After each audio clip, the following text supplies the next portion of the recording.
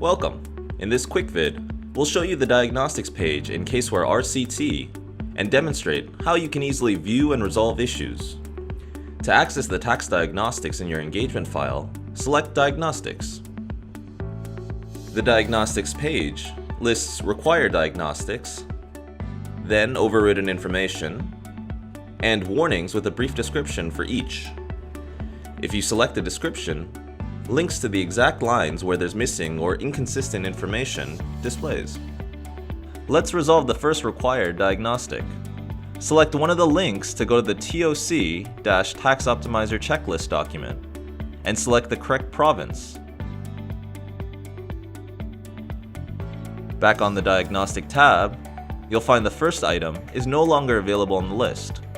If you can't resolve a required diagnostic, overridden information, or warning, you can sign off on it to acknowledge it.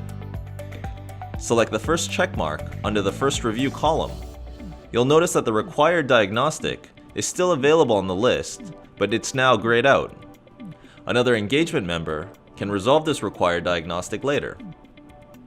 Note that all required diagnostics must be resolved in order to complete e-files. You can also expand or collapse all links on the page. To show specific information, select Filters. You can filter by category or severity.